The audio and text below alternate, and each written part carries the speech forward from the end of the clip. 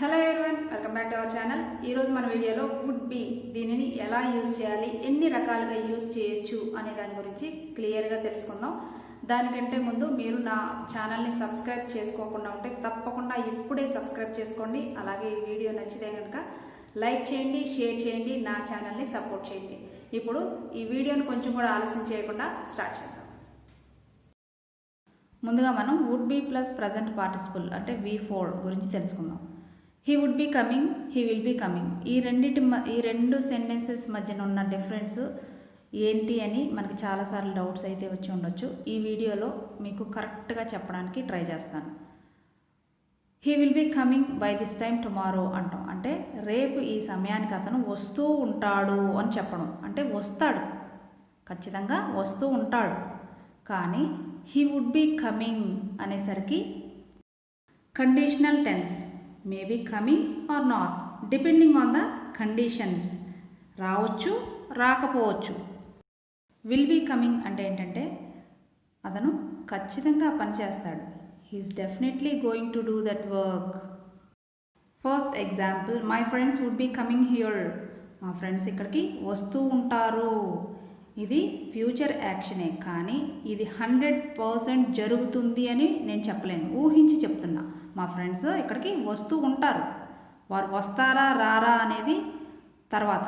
నేను ఇక్కడ చెప్తున్నా వేరే వ్యక్తికి. She would be waiting for me, ఆమె నా కోసం వెయిట్ చేస్తూ ఉంటుంది. 100% వెయిట్ చేస్తుందా అంటే నాకు తెలియదు, కానీ నేను ఇక్కడ ఊహించి చెప్తున్నా. ఆమె వెయిట్ చేయొచ్చు, చేయకపోవచ్చు. దే వుడ్ బి స్లీపింగ్, వారు నిద్రపోతూ ఉంటారు. My children would be playing, మా పిల్లలు ఆడుకుంటూ ఉంటారు. She would be thinking about me, ఆమె నా గురించి ఆలోచిస్తూ ఉంటుంది. తను ఆలోచిస్తుందా లేదా అనేది 100% అయితే నాకు తెలియదు, కానీ నేను ఇక్కడ చెప్తున్నా తను నా గురించి ఆలోచిస్తూ ఉంటుంది. My father would be eating, మా నాన్నగారు తింటూ ఉంటారు. Ramya would be reading, Ramya చదువుతూ ఉంటుంది. My mother would be cooking, మా అమ్మ వంట చేస్తూ ఉంటుంది. ఇవన్నీ కూడా ఫ్యూచర్ యాక్షన్స్ కాబట్టి టైం మెన్షన్ కూడా చేయొచ్చు. అంటే 1 గంట తర్వాత వాళ్ళు ఆ పని చేస్తూ ఉండవచ్చు, ఒక 5 నిమిషాల తర్వాత చేస్తూ ఉండొచ్చు. టైం మెన్షన్ కూడా చేయొచ్చు, కానీ ఆ పని ఖచ్చితంగా జరిగిపోతూ ఉంటుంది అని మాత్రం చెప్పలేము, ఎందుకంటే ఇవి కండిషనల్ కాబట్టి. ఇప్పుడు వుడ్ బి ప్లస్ అడ్జెక్టివ్ సెంటెన్సెస్ని ఫ్రేమ్ చేద్దాం. మీకు అర్థమవుతుందని ఇలా సింపుల్గా ఫ్రేమ్ చేశాను. తర్వాత వీటికి సంబంధించి మరికొన్ని ఎగ్జాంపుల్స్ చూద్దాం. It would be better, that would be nice, that would be great, I would be happy, red would be good, she would be alone. First subject, తర్వాత వుడ్ బి, తర్వాత అడ్జెక్టివ్.